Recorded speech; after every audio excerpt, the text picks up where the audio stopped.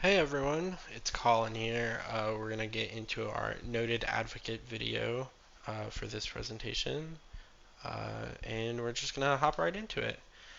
So getting started, I decided to dive a little bit deeper into who Justin Draeger is.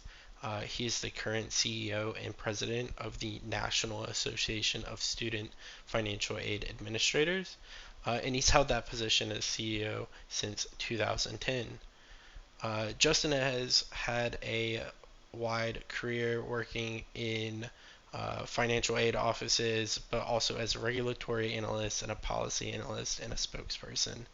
Uh, in his biography, it says that he is focusing his career on assisting disadvantaged populations with financial aid and access to college and higher education. As some of his duties as the CEO of NASFA, he has testified in congressional hearings about topics such as financial aid, college access, and student loan policy. So he is not just working with the financial aid office and professionals, but he's also looking to work with our lawmakers and our policymakers to ensure that the interest of the students and the interest of our financial aid professionals are being represented well to our lawmakers. Moving right along, I do want to talk a little bit about the National Association of Student Financial Aid Administrators. Justin is only one man and cannot do the entirety of the work of this organization.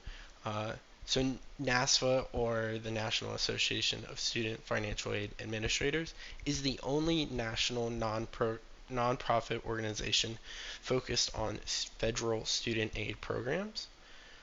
And then on their website, they give out an interesting statistic that NASFA member institutions serve 9 out of every 10 undergraduate students in the United States.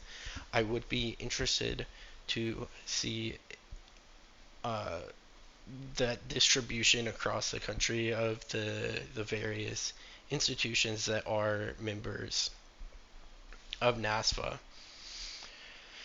A little bit of what NASFA focuses on is they want to represent the interest of both the financial aid office, so think of the professionals that work at higher education institutions, the students that come into these offices day in and day out, as well as uh, representing those interest of those populations in Congress. So they're kind of fighting battles on two different sides. You have your uh, in the office work, but then also the policymaker and the legislation that goes along with aid, and how aid is given and how accessible it's made. One most recent, not most recent, a recent example of some of the legislative support that they have been working on is the support of the Tax-Free Pell Grant Act.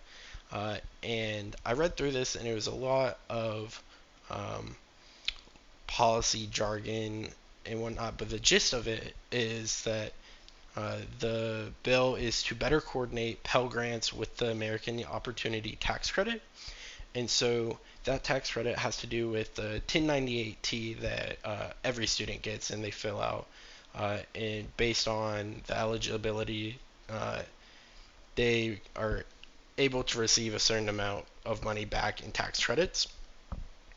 And basically, what the bill does is focuses on the interplay between the Pell Grant and this tax credit, and focusing on simplifying it. That way, it is easier and more accessible for these students to get both Pell Grant and this tax credit.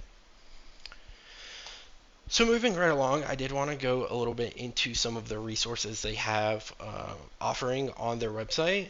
The one I found most interesting about students and their parents is they have a page dedicated to answering some of the most common questions that students may not have someone that knows.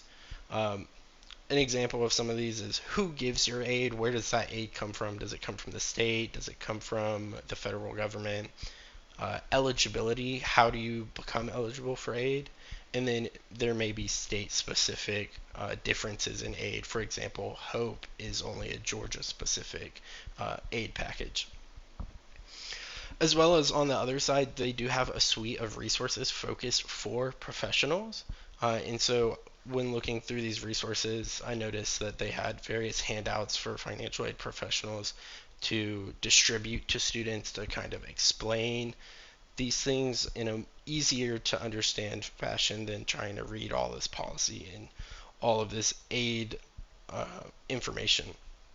And they also have relevant reports on topics such as implicit bias in policy making when it comes to financial aid, or loan counseling, and how do you talk to students that have never taken out a loan and they're trying to figure out what loans to take out and what loans to not take out. So I do want to close with going back to Justin here. He does work as the CEO, so he is kind of the spearhead of this organization that is providing a variety of resources and kind of trying to focus on multiple populations all at once. So with that very broad scope, they are trying to disseminate that information to the masses. That way, our professionals in our institutions can better aid our students. And I think that's ultimately the goal of as higher education professionals is we want to make everything more accessible. We want to make sure the students are able to get the aid that they're eligible for. But that concludes our noted advocate video.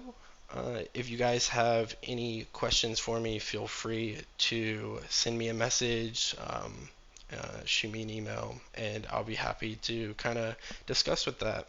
But this is Colin signing off.